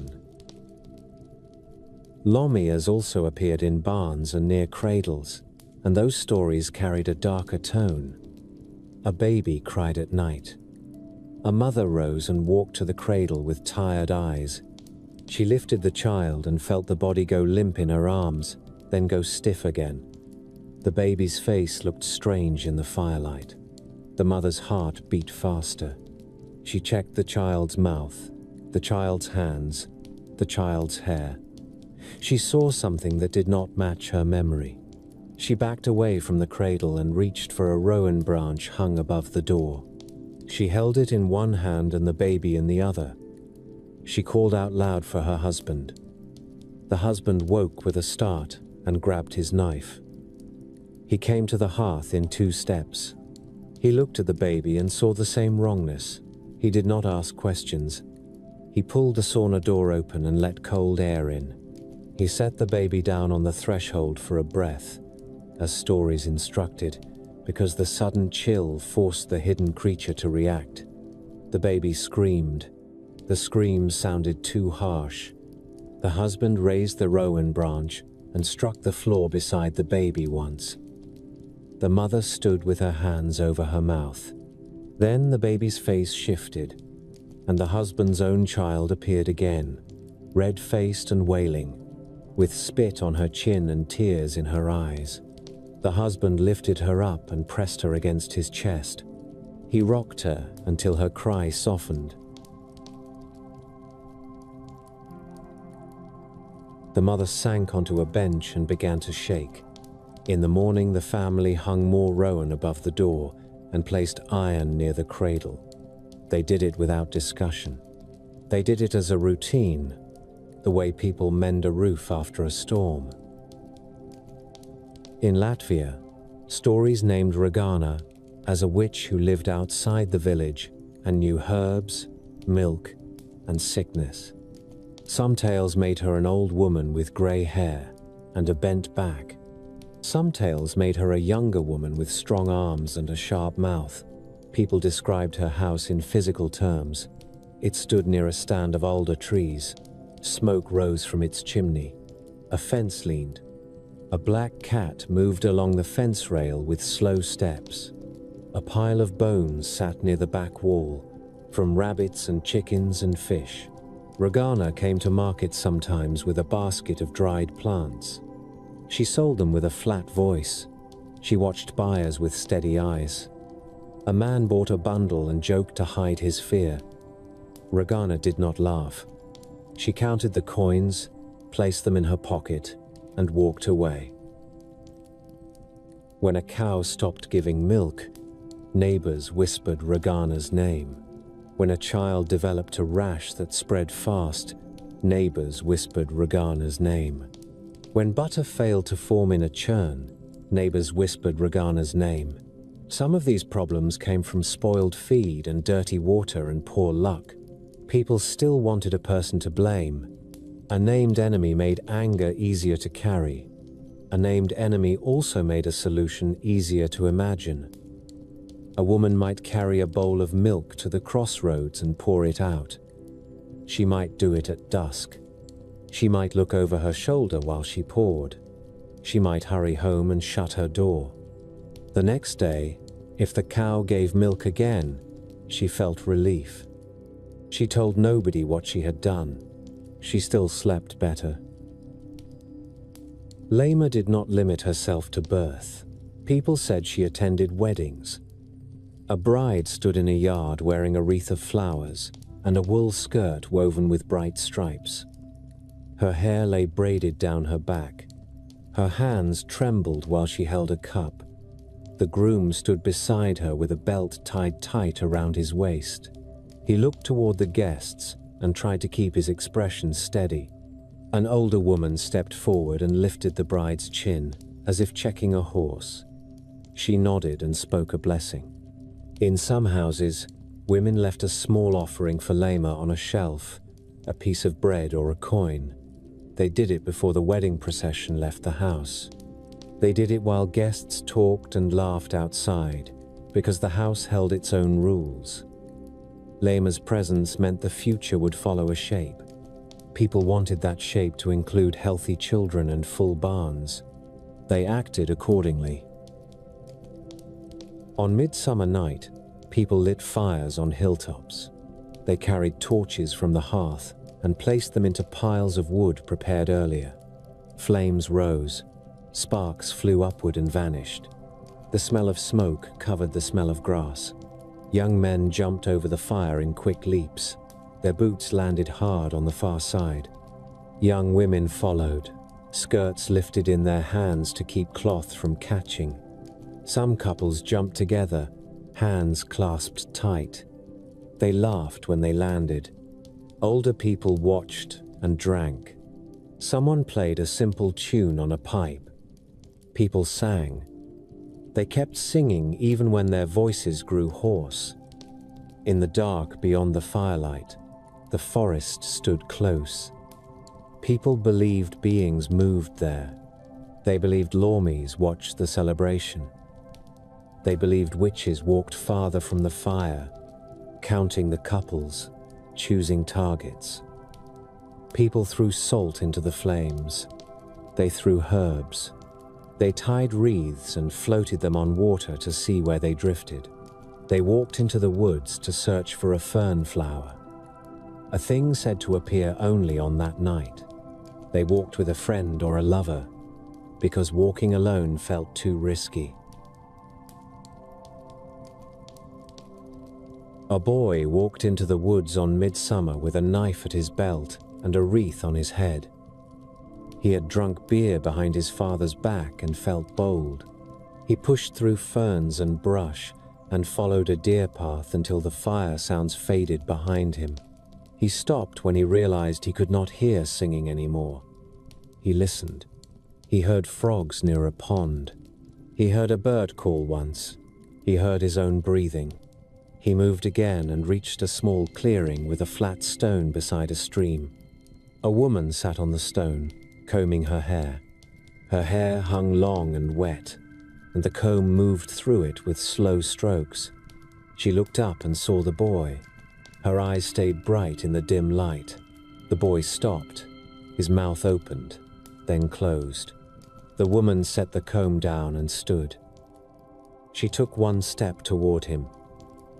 The boy backed away. His heel caught on a root and he stumbled. The woman smiled with her lips only. She lifted her hand and beckoned once. The boy turned and ran. He tore through brush. Branches slapped his face. He kept running until he saw the fire again on the hill and heard singing. He ran into the circle of light with his chest heaving. His friends laughed and asked what he had seen. The boy shook his head and said he had tripped. He did not mention the woman by the stream. He did not walk alone in the woods at night again.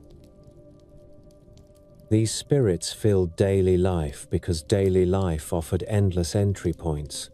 A child cried. A fire burned. A cow gave milk. A storm split a tree. A woman gave birth. A man got lost on a forest path.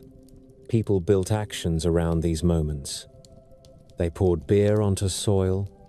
They left bread near the hearth. They hung rowan above a door. They tied a double ear of grain with red thread. They spoke names in low voices.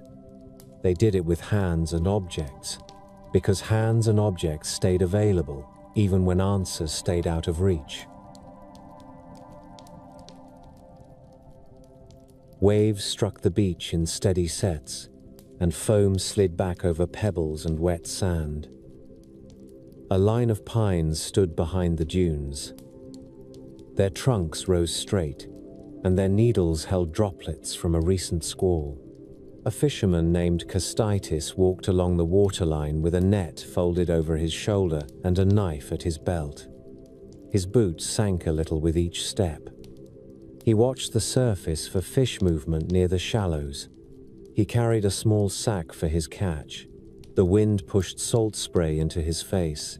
He wiped it away with the back of his hand and kept going, because a man who feeds himself from the sea learns patience fast. He cast his net where the water turned darker, near a cluster of rocks. The net opened and fell, and its weights pulled it down. He waited, counting his breaths, then pulled the line in hand over hand. The net came up heavy. Silver bodies thrashed and flashed in the thin sunlight. He crouched and shook them into his sack, then reset the net. He worked through the afternoon. He did not sing. He did not pray out loud. He kept his eyes on the water and his hands busy. When the day began to dim, he turned back toward the dunes with a half-full sack and a tired back. He heard a sound from the water behind him. He turned. A shape moved just beyond the shallow break. It stood upright where the water should have reached a person's chest, and it moved with controlled steps as if the seabed formed a smooth floor. Castitis narrowed his eyes. The figure came closer, and he saw the outline of arms and the pale gleam of skin. The figure climbed onto a flat rock, water running from hair and clothing. The clothing looked like woven strands of seaweed and fine fabric, heavy with beads that caught the last light. The woman stood still and faced him. Her hair lay dark against her shoulders, and small pieces of green weed clung to it. Her eyes held steady on his face, as if she expected him to explain himself. Kastitis stepped back once. His heel hit a pebble and rolled. He regained balance and tightened his grip on the sack. The woman lifted her hand.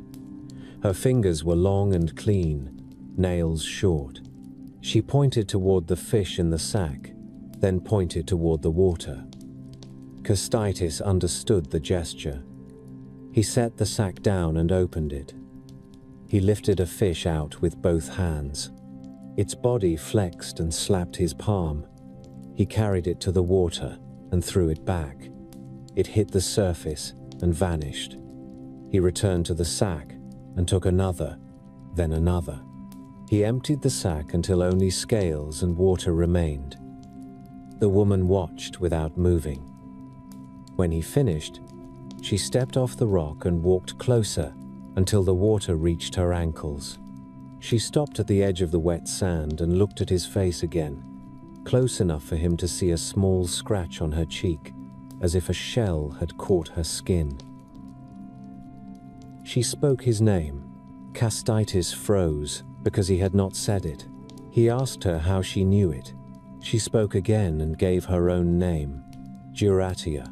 The sound carried cleanly over the water. Kastitis looked toward the dunes and back at her, as if he expected someone else to step out from behind a pine and laugh at him. Nobody appeared. Jurati took a step closer and held out her hand. Her palm faced up, empty. Kastitis stared at her hand and then at her eyes.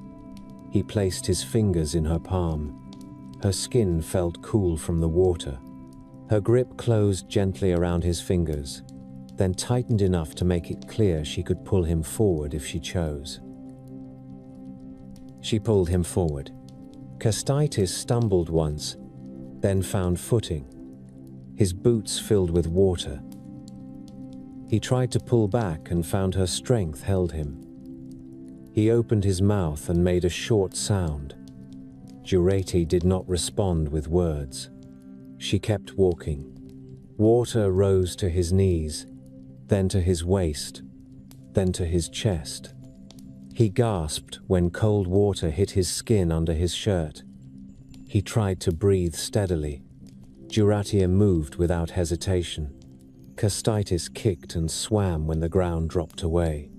He kept his eyes open and saw green strands and floating debris. He saw fish flick past his face, his ears filled with water, and muted the surface sounds. Jurati's hand stayed locked around his wrist. She pulled him down and forward. The water changed. Light from above thinned. The pressure in his ears increased. Juratia kept moving. Kastitis's lungs began to ache. He tried to twist free. Her fingers tightened and held him in place. Then the water around his face cleared, and he felt air against his mouth. He coughed and sucked in a breath. He opened his eyes and saw a space under the sea with no water between him and the air. He saw walls made of amber. They rose tall and smooth, with layers that caught light in honey colors. Inside the walls, small trapped bubbles and dark specks appeared like insects or seeds. The floor was sand packed hard. A corridor led deeper. The air smelled of salt and resin.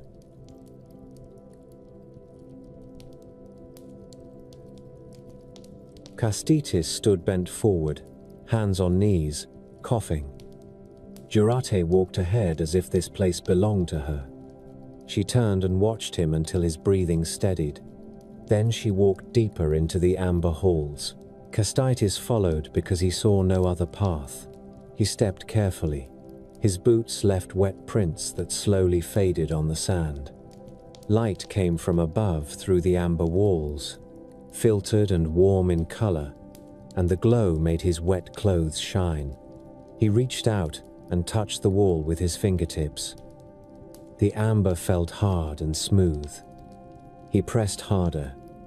It did not move. He pulled his hand back. Jurati led him into a wider chamber. Amber columns held the ceiling. A pool of clear water sat in the center. Shells lay in piles near the walls. A table stood with carved legs, made of wood that looked dark from long soaking, and its surface held a bowl of berries. Castitis stared, because berries did not belong under the sea. Jurati picked one up and ate it, then held another toward him. Castitis hesitated, then took it and chewed. The berry tasted sharp and sweet. He swallowed and looked at her again. Jurati's face stayed calm. Her mouth moved in a small smile. She walked around the chamber and touched objects as if checking them. Castitis stood in the center and turned slowly, taking in the space and the amber walls and the strange air. Days passed in that amber place. Castitis slept on a bed of woven reeds and soft skins. He ate fish cooked over a small fire that burned in a stone bowl. He watched Jurati move through the halls and speak to servants who appeared and vanished through side passages. Those servants kept their eyes down. They carried baskets of shells and wet cloth. They poured water into the pool. They removed ash from the fire bowl. Castitis asked questions. Jurati answered some with short phrases and gestures. She showed him a window of amber that looked out into open water. He pressed his face to it and saw fish moving by, slow and steady. He saw a seal pass close and turn its head toward the amber wall, as if it had seen its reflection. Castitis thought of his village. He thought of his mother and her hands smelling of smoke. He thought of his neighbors and the way they watched each other at the well. He thought of his boat pulled up on the sand. He told Jurati he needed to return. He pointed toward the surface. Jurati listened. She sat on a low bench with her hands in her lap. When he finished speaking, she stood and walked toward him. She placed her hands on his shoulders. She looked at his face for a long moment. Then she kissed him. Her lips felt cool, and the taste of salt stayed on them. Castitis closed his eyes because the kiss left no room for thinking. When she pulled back, she kept her hands on his shoulders. Her fingers pressed firmly through wet cloth. Castitis breathed in and out. He reached up and held her wrists. He did not pull her hands away. He kept them there because he wanted them there. That moment tied him to the amber halls more securely than any door or chain. News moved fast among gods. Pacunas heard of it. The thunder god watched from cloud cover and saw the sea surface during a calm day. He saw a fisherman's boat left unattended on the beach. He saw villagers pacing and pointing at the water. He heard their talk carried on wind. He did not need their talk to understand the problem. Jurati had taken a mortal into her home. She had kept him there. She had touched him. She had kissed him. Pacunas held rules like tools. He used them. He enforced them.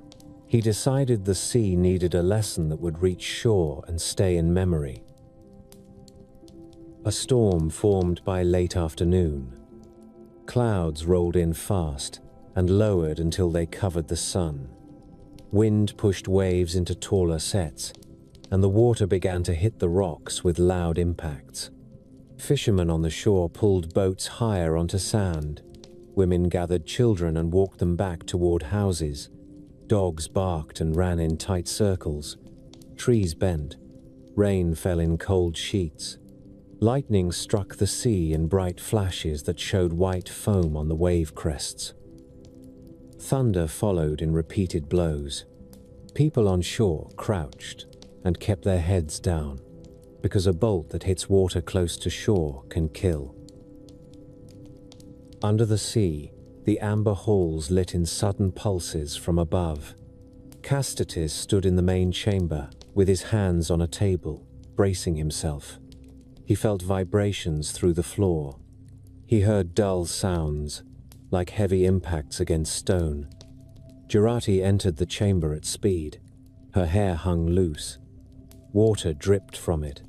She grabbed Castitus's hand and pulled him toward the corridor.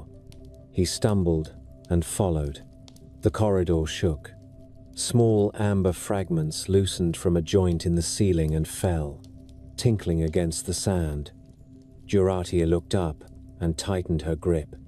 Castitus opened his mouth to speak, and another impact cut him off. The girls backed away until reeds blocked their legs. Egli stood alone on the bank with wet cloth at her feet and a snake on top. She felt the cold water drip down her arms. She felt her heart beating fast. She spoke again and tried to make the snake leave. The snake repeated the demand. Egli looked toward the path that led back to the village. She pictured her family waiting. She pictured returning without clothes and trying to explain. She pictured her father's face. She pictured the laughter that would follow her for years. She made a quick decision. She said yes. She said it to get her clothes back. She said it to end the moment. The snake slid off the pile and disappeared into the grass. Egli and the girls returned home. They told her family what happened. Her brothers laughed at first, then stopped when they saw Egli's face. Her mother crossed herself and spoke a prayer. Her father said the whole thing sounded like a childish story. He told Egli to forget it. Egli tried to forget it. She slept that night and woke in the morning and went about her chores. Near midday, a sound came from outside. People shouted. Animals bleated. Dogs barked and ran in frantic arcs. Egli stepped out and saw snakes moving across the yard. Dozens of them, sliding through grass and over the packed earth as if they had been sent with purpose. They moved toward the house door. They moved toward Egli. Her brothers grabbed sticks. They swung and struck at the snakes. The snakes kept coming. Her mother screamed. Her father yelled at the brothers to stop, then yelled again to keep striking, then yelled again because he did not know which action would work. The snakes filled the doorway. They coiled on the threshold. A larger snake appeared among them, head raised. It spoke in the same clear voice. It said it had come for its bride. It said its name, Gilvinus. Egli stood with her hands pressed against her skirt. Her face had gone pale. She walked forward. Her brothers grabbed her arms and tried to pull her back. Egli shook them off.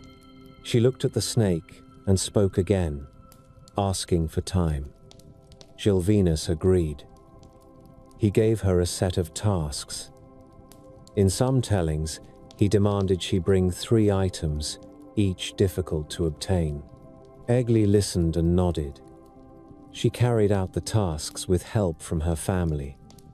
They tried to trick the snake. They tried to replace her. They dressed a goat in bridal cloth.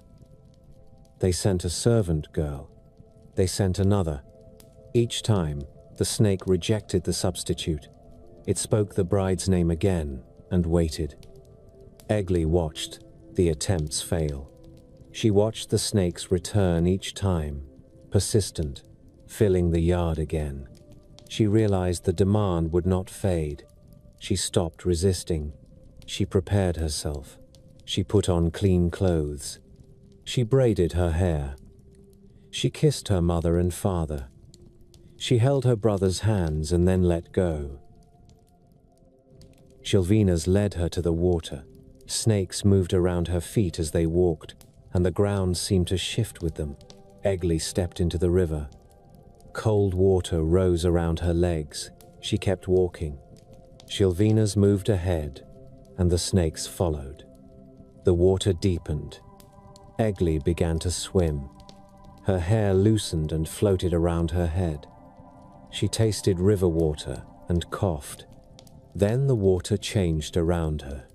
She felt air against her face and found herself in a place beneath the water with space to breathe, much like Castitis had found under the sea, though this place held different textures.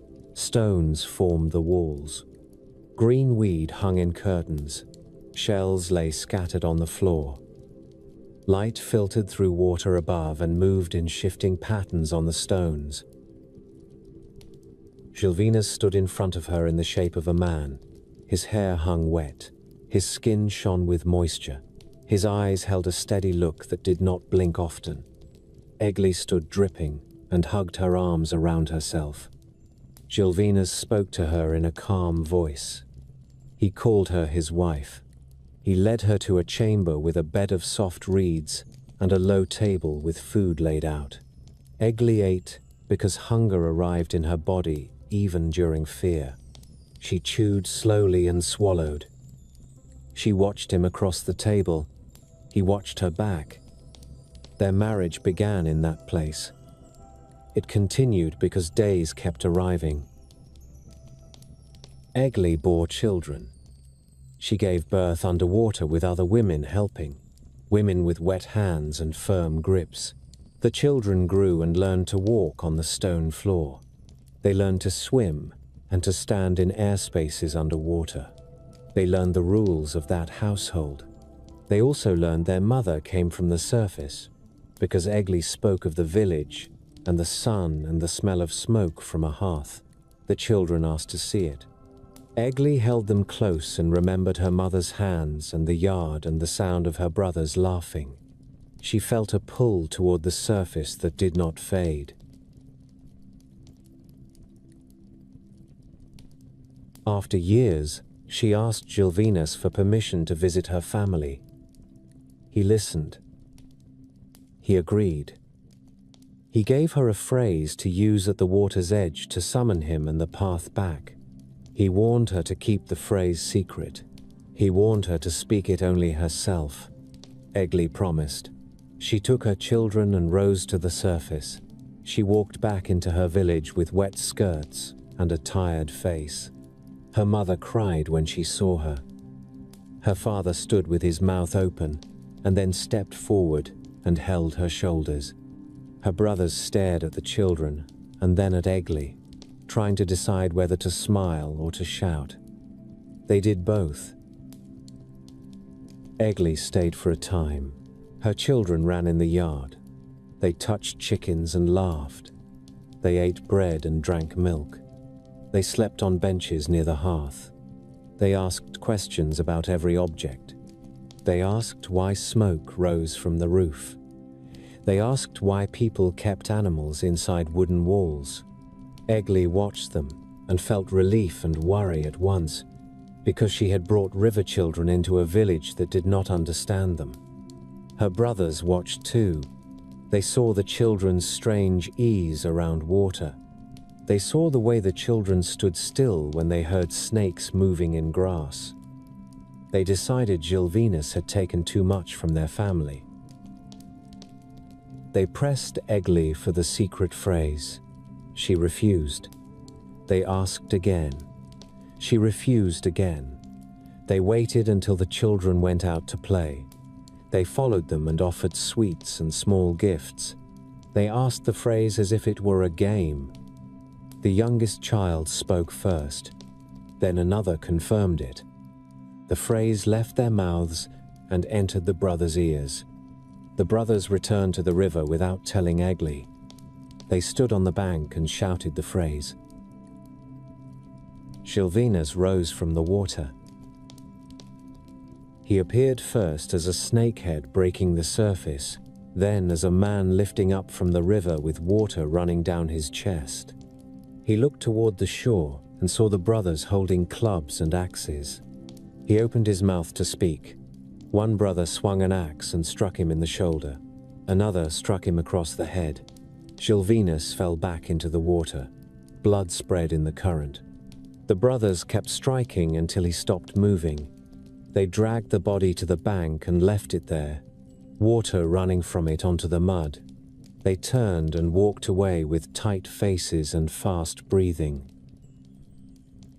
Egli sensed the change before anyone told her. She walked to the river with her children behind her. She saw the water running clear and then saw dark color near the bank. She stepped closer and saw the body. She covered her mouth with her hand. She knelt. Her fingers touched wet hair and cold skin. She looked up at her brothers. Their faces held hard expressions. They did not speak. Egli stood. Her children gathered around her legs. They looked at the body and began to cry. Egli's face stayed rigid. She reached down and held each child by the shoulder and turned them away from the river.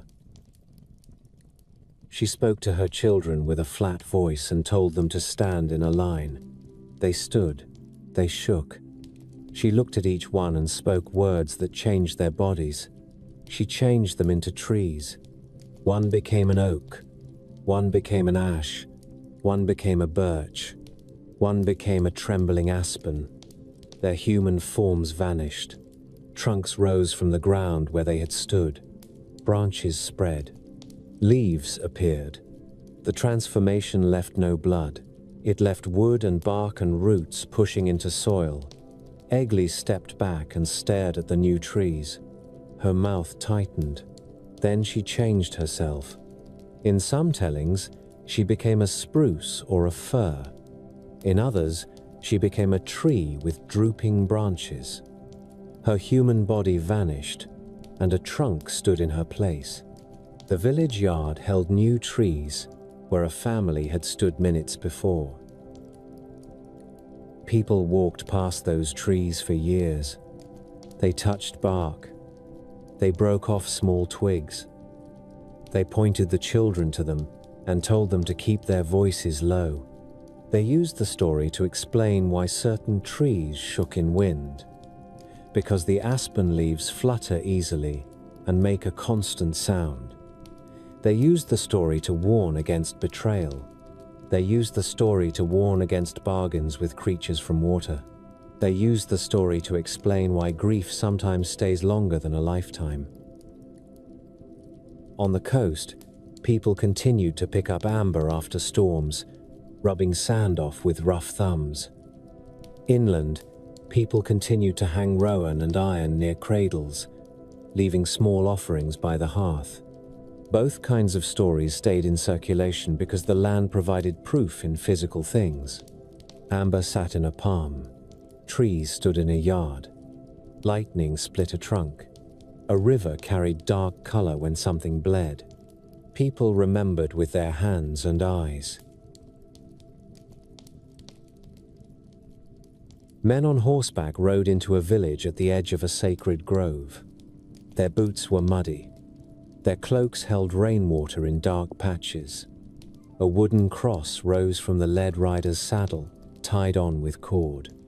Behind them walked men on foot, carrying axes and bundles of stakes. The villagers watched from doorways and from behind fences. Some held babies against their chests. Some held pitchforks with the tines resting on the ground. A dog barked and then stopped when one rider turned his head and stared at it. The riders halted near the largest oak. The oak stood in the center of a small clearing, trunk thick, bark cut with old offerings and old knife marks. A ring of stones sat at its base. Ash from past fires lay scattered among the stones. A man in a simple robe stepped forward from the riders. He held a book in one hand and a small vessel in the other. He spoke out loud. The words did not match the village language. People still understood the purpose. The man sprinkled water toward the oak and then raised the book again. Two men with axes walked to the trunk. They placed their hands on the bark for a moment, then stepped back and swung.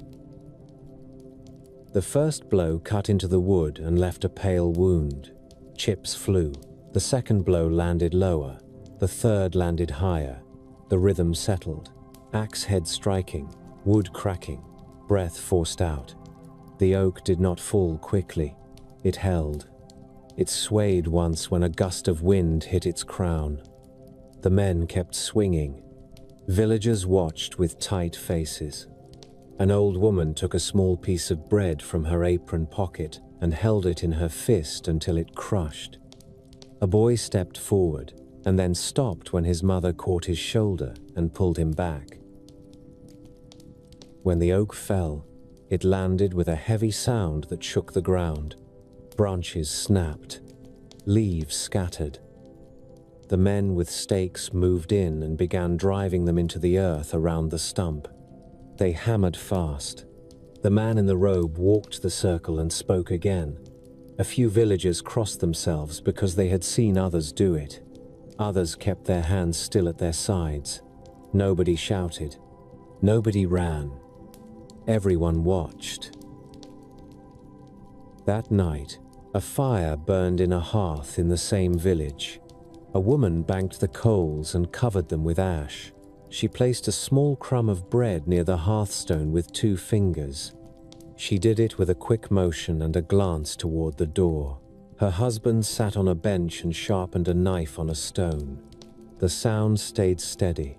Their child slept on a pallet, thumb in mouth. Outside, the new stake stood around the stump like a fence around a grave. In the distance, thunder sounded once. A weak rumble. The couple paused. The husband set the knife down. The woman lifted her head. They listened. No second rumble came. The husband picked the knife up again and kept sharpening. The woman lay down beside the child and stared at the ceiling until sleep came.